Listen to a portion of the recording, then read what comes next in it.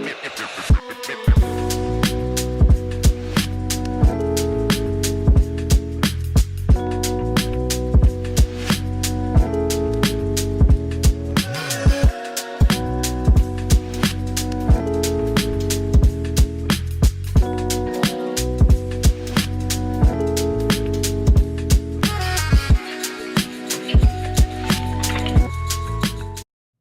want a Maserati? You better work, bitch. Get that stuff out of here! It's Southwest Bias!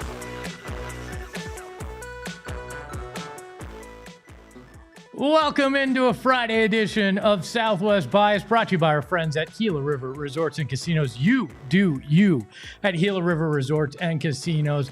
And we are brought to you by and live from Studio K from our friends at Circle K. You see the sign above me. And you're going to become a member of the Inner Circle today. Download that Circle K app, put in a little bit of information, and you are going to become a member of the Inner Circle for free and save 25 cents off per gallon. Big thanks to both the Gila River Resorts and Casinos and our friends at Circle K.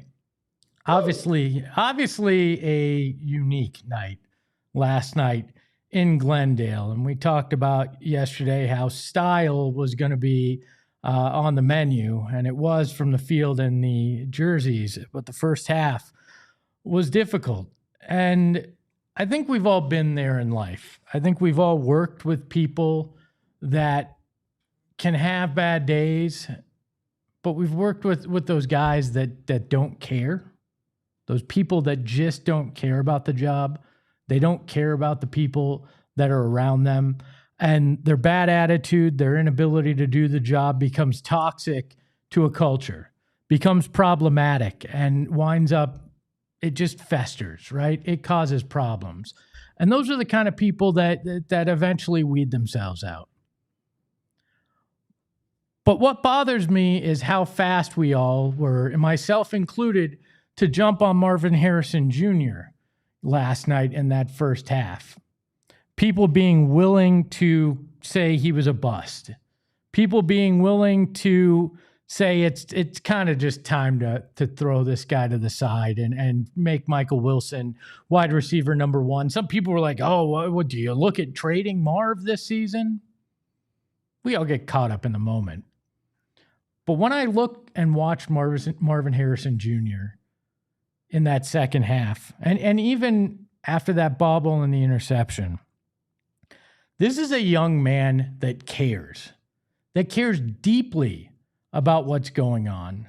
You can tell it in how he reacts to things. Now, maybe sometimes he cares a little too much. Everybody says that, when they're asked in a job interview, what's your biggest flaw? Oh, I care too much. Usually that's BS. But I think in Marvin Harrison Jr.'s case, it might actually be true. Because I think the drops, the lack of targets, all that weighed on him. And in the first half, you saw that weight, what he was carrying, the pressure of being that number 4 pick, the expectations, everything that was going on, the fact that he wasn't getting the ball at the beginning of this season. And that second half, as it progressed, you started to see that weight be lifted. It actually reminded me of a movie scene after the DeMarcado touchdown. Shane, do we have the photo of from Shawshank Redemption? Do we have that? So this is Marv from the end zone, and then we have the photo from Shawshank Redemption when he finally gets out of that prison and the weight of everything has been lifted. He feels the rain and the outside atmosphere. I felt like that was Marvin Harrison Jr. late in that second half, as that comeback came to fruition with that final touchdown. Because we saw the touchdown that he had, that kind of opened the floodgates for him. And Shane, can we show the photo of him getting the catch here to show how impressive it was? We've got that one, which I think was just an unbelievable catch when you see it. This was what you thought you were getting with Marvin Harrison Jr. And then you see the emotion of it. You could see that relief that he showed, how much that meant to him, how much that felt. You can see that all that pressure, all that weight, everything that came with it in that moment got to him. And I like that because this is a guy that wants to succeed at all costs. This is a guy that you can tell is going to put in that work. And people wanting to write him off already, do it at your own peril. Because let me throw a little something at you. Through 21 games, 147 targets, 87 receptions, 1,062 yards, and 9 touchdowns. Not bad, right? Well, that wasn't Marvin Harrison Jr. That was his father, Marvin Harrison Sr., with the Indianapolis Colts through his first 21 games. You know, that guy that became a Hall of Famer? The guy that everybody thinks Marvin Jr. is going to wind up being like? You know, a guy that was a stalwart in Indianapolis that helped them have success. Well, here's Marvin Harrison Jr.'s stat line through 21 games. 143 targets, 78 receptions, 1,093 yards, and 10 touchdowns. We are so quick to write people off in today's day and age. Athletes have this happen constantly. Oh, they're a bust because they're not exactly what we expected right out of the box. Athletes of that previous generation of Marvin Harrison Sr.'s generation didn't have this same level of scrutiny. Not every Tom, Dick, and Harry and Espo had the ability to sit out there and tweet and talk about games. There was more nuance to it. And sure, would you like some of those drops not to happen? Would you like that ball that got juggled last night in the first half of the game that led to an interception not happen? Of course. But we're too quick to give up on a kid. He was 6 for 6 in catches, 66 yards, and a touchdown in that second half. Had 2 of the biggest catches that led that comeback. Not time to write this kid off. Not even close. You got to give him more time. Because we know when we see it, that kind of person that doesn't give a damn, that is the kind of guy or the kind of person that's a detriment to his team and his teammates. And then we know the kind of guy like Marvin Harrison Jr., where you're okay with some growing pains, where you're all right to watch him grow because you know he takes everything that doesn't go right as a personal thing to him, that he wants to go in and fix those moments. And that when he does, you're going to see a hell of a lot more moments like you did with that touchdown catch. Marvin Harrison Jr. isn't even anywhere near the cul-de-sac of being a draft bust. But maybe that's just my Southwest bias. We welcome in the mustache behind the Mac on this fine Friday, Shane Diefenbach, onto the program. Shane, have you given up on Marvin Harrison Jr.? No, never. Does it bother you that people are so quick to write off things like Marvin Harrison Jr. just because of the high expectations coming in? I mean, no, because it makes sense that if this was his rookie year, some of the stuff is excusable. But I think the start of the season has a lot of warranted.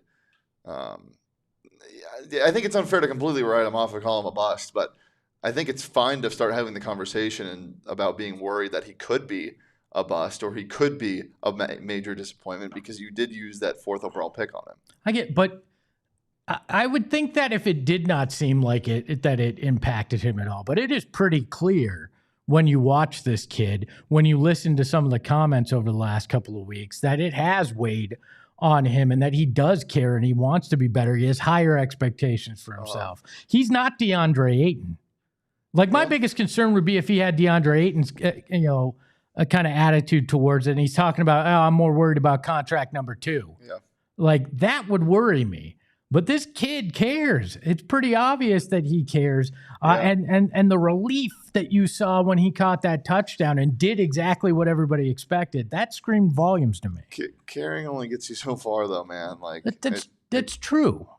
But I mean, look, does it surprise you that his stats are so close to his father's through 21 games? I don't put much stock into that because they're completely different players, and Senior was nowhere close to as hyped coming out of college as Marv was. This guy was heralded as a generational prospect, unfair or not. It's the stuff that you're seeing that hasn't changed since year one that scares me the most. Everyone wants to talk about the body catching, but it's the lack of separation on routes. It's the first pick that actually turned into somewhat of a positive, not positive because he lost yards on that play, but the first pick in that game where Kobe Bryant just was given the ball because Marv broke off of the route, like that communication stuff that's still happening in year two. And we can say whatever about that, but you can't be giving the other team the ball, especially twice a game or twice during a game. That's the type of stuff that concerns me. It's awesome that he cares, and it's awesome that he shows emotion. And I haven't given up by any means on Marvin Harrison Jr. But there are little things that has to improve, and fair or not, the expectations are there because of who you are. I found it interesting because you bring up that first interception, and everybody thought he kind of gave up on the play. But Kurt Warner had tweeted out about that play that he can't understand how difficult it is for a wide receiver to play with an extremely athletic quarterback like Kyler, and that in that moment, Kyler starts to break, and you see Marvin look as if he's going to try to cut the route short to go follow where he's breaking, and then Kyler threw it. Now that to me, to your point, is two guys not quite on the same page, but it's also, I think that's an interesting point by Kurt, because some of the best plays we've seen from Kyler and a wide receiver is when it breaks down like that and the wide receiver's heady enough to try to break the route and go. So I think there's multiple things going on here, and it's not an excuse. They need to get on the same page, and we saw it a little bit in the second half. But I think there's multiple factors here that wasn't a play that Marvin necessarily just gave up on. I think it was. That's not what I was saying. No, I know, but some people were trying to claim that last night. And I think your point about them not being quite on the same page yet is a big part of that. Yeah, that's the most concerning thing. Look, I understand that people in the chat are talking about coaching. I understand the concern for that and the leadership on this team, but at the same time, like, I don't know what else you can really do when somebody is struggling like this. I'm sure so many people picked him up after the first drop, the second drop, the third drop, the fourth drop. But like at some point, you just have to let the guy kind of sit in it. You have to let him kind of suffer. You have to let him. There were talks about benching him, which was ridiculous. But sometimes you just have to let it stew like that. I get that, but who the hell are you going to put in on this roster? I mean, Xavier Weaver played real snaps last night. You're not benching him was never something that made much sense to me. I understand people going to that, but I look at it, and at some point coaching comes into play. Are you putting a young guy in a position to do what he does best?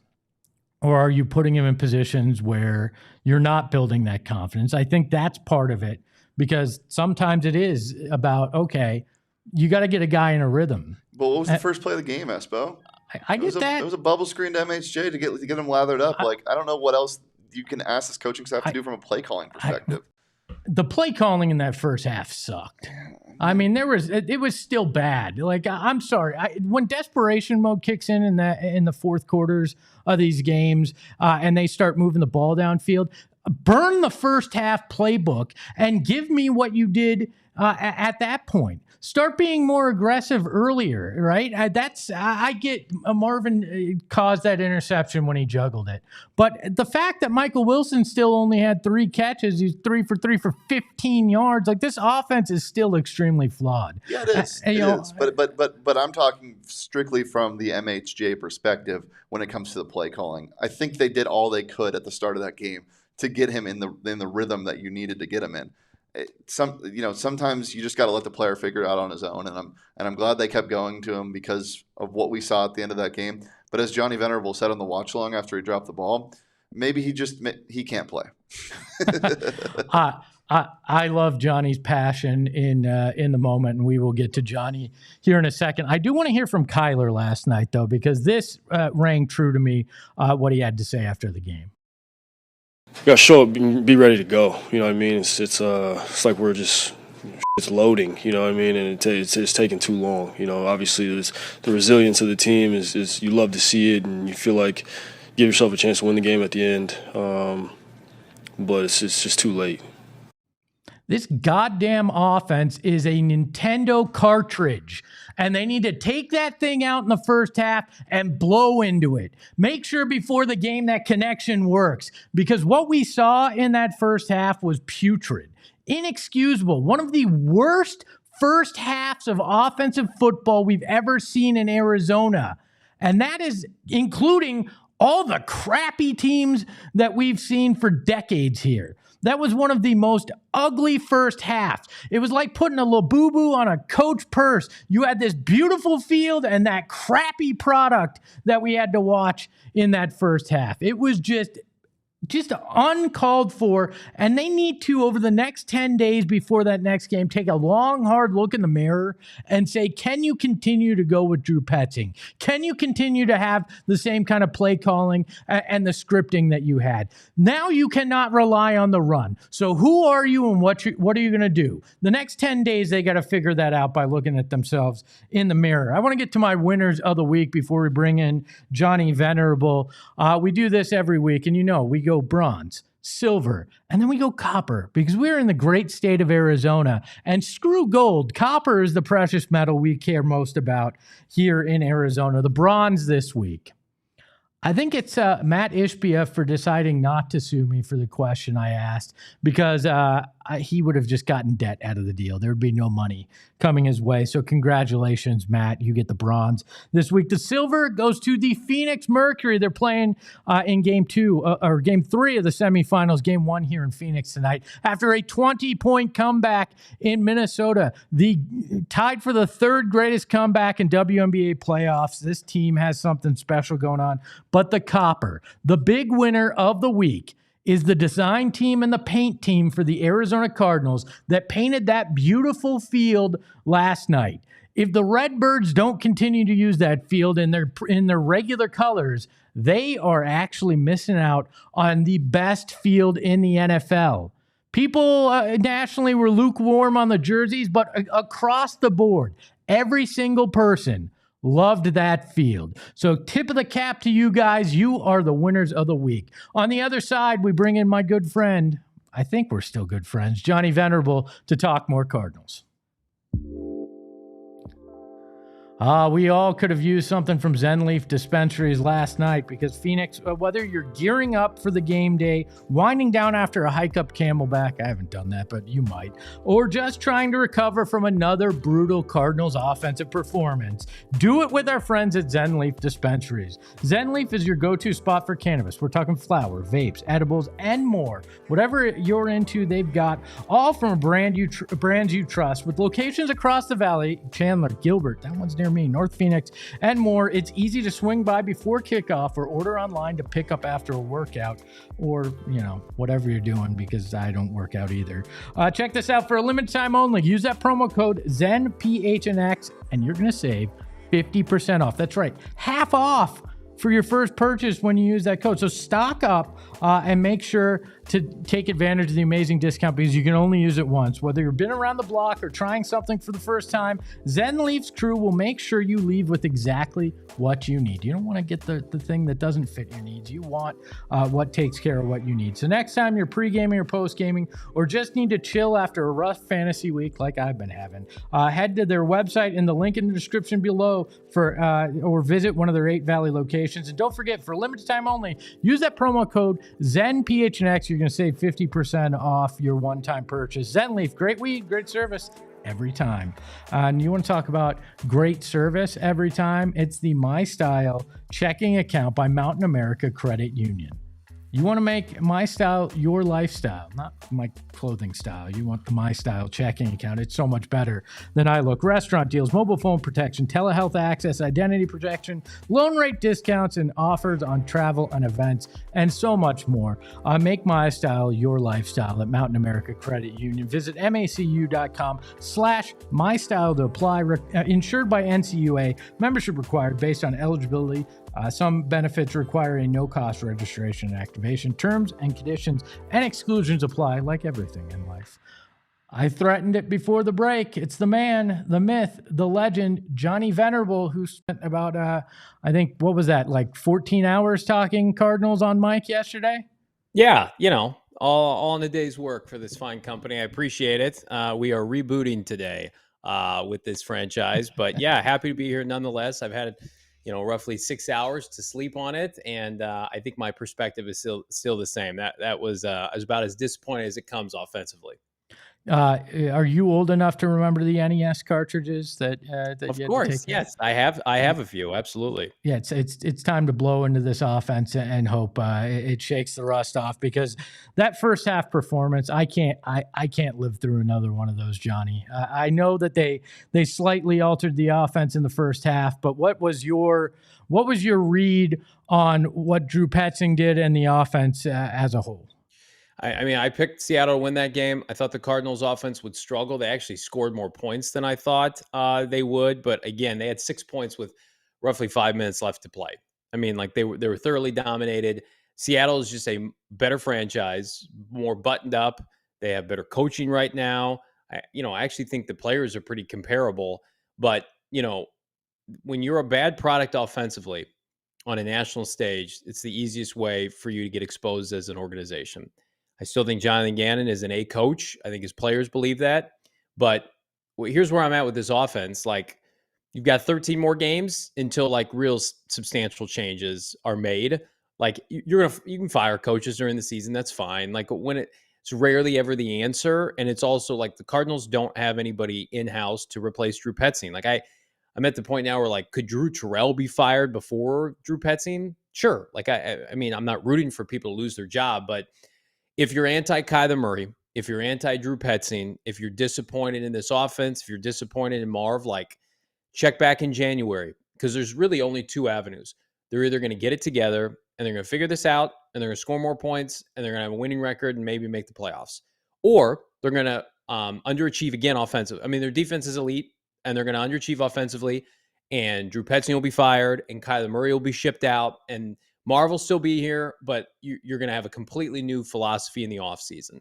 But this is just, like, I hate the term trust the process. I think it's overused and cliche, but like, you've got 13 games to see what this team can accomplish. And if they don't accomplish enough, there will be changes. Like, I get like the instant gratification, like fire somebody today. And listen, had the first half continued into the second half and it looked like that in the second half, they would have had to fire a position coach today, in my opinion. But they didn't. They rallied, give them credit. But this team right now, they just can't beat good teams. Like, they're 2-10. I posted on Twitter in their last 12 games against teams with a winning record, and in that span, they've only scored. They've lost 6 straight of that 2-10, and they've only scored 19 points per game. You're just not going to win many games in the NFL scoring 20 points. You're not. Yeah, I look at it, and this team has no identity. I mean, in part because you lost James Conner, but I don't think you can just keep going status quo. How do you develop an identity over the next few weeks that can put you in a position to win games? Can Drew Petzing actually adjust? Because I haven't seen anything that suggests necessarily that he can over the last season and a half. So that's my biggest concern is you can't just fall back and hope that the running game saves your ass anymore. It's not there. So what do you do? Here's the kind of silver lining. They did change their scheme last night. It wasn't polished. It wasn't perfect. But like, I mean, how many times were they in like true 12, 13 personnel? Once. They weren't. It happened once all game. Yeah. So, and I said this on the post-game show, whether you love him, you hate him, you think he can play, Kyler Murray right now, keep him in shotgun. Let him survey the field in shotgun with Michael and Marv. Let everybody get more comfortable with that because it's got a better upside because you're not run blocking well. I think Trey Benson looked good. In or out of the gun, Trey Benson looked good. DeMercado looked better. Your tight ends can operate. Like, if we've got 13 more games of Kyler Murray here in the desert, do that. Do what I saw. And again, like, if he completes that pass to Marv that was bobbled for a pick, you're probably scoring points there. Like, I'm reaching here, but I know, like, going back to 12, 13 personnel is a losing proposition for this team. Like, you're going to lose. So I at least appreciate their willingness. I'm a little concerned because Gannon said at the presser, like, there are going to be things that they change moving forward. And there are going to be things they revert back to based on the opponent. Why not just become really good at what we saw work well last night, or at least try to be good at it? Because you have a ceiling with running the football. You can't run the football as well without Clayton Adams. They're going to have to bench Isaiah Adams at some point for Will Hernandez, which is disappointing. And again, you're not always going to be playing Seattle's front, but like, you couldn't score points consistently against Carolina or New Orleans running 12, 13 personnel. The offense they want to run, they're not good at it enough. They're not dominant at it enough. Their personnel is too flawed for it. They need to go run and shoot with this offense with, 10, 11 personnel. And I think they'll have more success. And I think everybody's it's clear. Everybody's more comfortable doing that. So the identity of this team, I think, is going to be decided in this next quarter of the season. Like Calais Campbell, you can't have him being the best player on your team at like almost 40 years old. I think the defense is going to continue to contend. They're going to get Walter Nolan back and Will Johnson back soon. Guys are playing well. Josh Sweat's got 3 sacks. Like, defense is going to keep them in this season. You need a big gamble offensively. The bias in the chat, hit that like while you're here and subscribe. Also join to become a supporter club member if you like what we're doing. Johnny, to me, the sign of an average coach is somebody that's dedicated to a specific offense or system. The sign of a good or great coach is somebody that has a philosophy that he makes work with the pieces that he has. I feel like Petzing is a guy that has, this is my system and I want to run it regardless of the pieces. And I think that's my biggest problem. But one of the guys that people turned on quick last night, and I think you and I were a little bit in this, in this camp too. And we talk about Marvin Harrison Jr. Jetty in the chat called him a bust just now. Were we too hard on this kid in the first half? And did the second half show you that there's more hope than some people wanted to give credit for last night? No, we were not too hard. This is the NFL. It's a man's game. And I'm a hypocrite if I rip Drew Petzing and then they throw to Marv and Marv doesn't produce. Like, that's fair. Like, I mean, just Marv played about as bad of a first half. Like, some people are saying like that's the worst half of football any player in the NFL has played this year. Like, that's a stretch. I'm not going to say that, but like, he didn't look like a competent NFL player. Now, what is happening like Monday through Saturday? Like, what is he being coached to do and not do? Is he being built up? Like I've been of the mindset like the messaging is not great. Like they need to change their approach. I thought he showed tremendous resilience in the second half. He's more than capable. They're not going to win anything without him. Like I think it's like people are and people I respect, not everybody in this market, but some people that are like bench him, and I'm like, for whom? You like, I don't want to watch this team lose games. Your best bet, and I put this on Twitter, is to keep trying to make it work and force him the football so that every single Sunday he comes out and he's like, I know I'm going to get opportunities. I'm going to make the most of them. Like, he caught every pass in the second half. Kyler Murray's taking heat today. I thought he played a great second half, and I also thought Kyler Murray having trust in Marv. Like, if they're going down, those two guys are going down together. And I appreciate that. So Marvin Harrison Jr. is not a bust. He had 900 yards and 8 touchdowns last year. He's in an offense that has stymied wide receiver production. That's putting it nicely. And for whatever reason, he has not vibed with this play calling and Kyler Murray style of play. And Jonathan Gannon just said it as presser. Like, it's a bad look. I'm paraphrasing, when they like have those plays where it just like, what was that? Right? Like the comebacks that aren't there, or they're throwing it on air, and it's like, where's Marvin Kyler going with the football? So I for the people who are very cynical to this, I can understand it, but like, you're going to put Semi Fioka in there, Zay Jones, Xavier Weaver. Like, come on, guys. I think you go back to what worked. I mean, he high pointed balls off of Devin Witherspoon last night, one of the best corners in the NFL. Like, he can do it. Keep doing it to him. Keep forcing the issue. What you can't do is regress to the mean of Carolina and, the San Francisco game where he's just not targeted again. Like, don't go backwards. I love Trey Benson. Trey Benson's not the focal point of your offense. The focal point of your offense is number 1 and number 18 and number 85. You need to go down swinging this year. If I'm Drew Petzing and I'm going to be fired and I'm going to have to relocate myself and my family in January, am I going to go down trying to run the football 12, 13 personnel, or am I going to go down saying, okay, these are elite prospects, traits, players, and I'm going to give them every opportunity to try to win me games? That's what I would do if I was smart. Yeah, if you want another job in the NFL, that's Right. the way you're going to have to do it. If you want a chance to stay here, I think for sure. Now, I'm not denying that Marv's first half was awful, but I also think that part of being a coach, part of being a leader, is understanding the mentality of a guy, how they react to certain things, the way that they are. And I feel like Marv, and I talked about it at the Open, is a guy that feels very deeply, that very much can get in his emotions about things. And I don't know the man. I'm just kind of reading it from what we've heard in pressers, what we've seen on the field.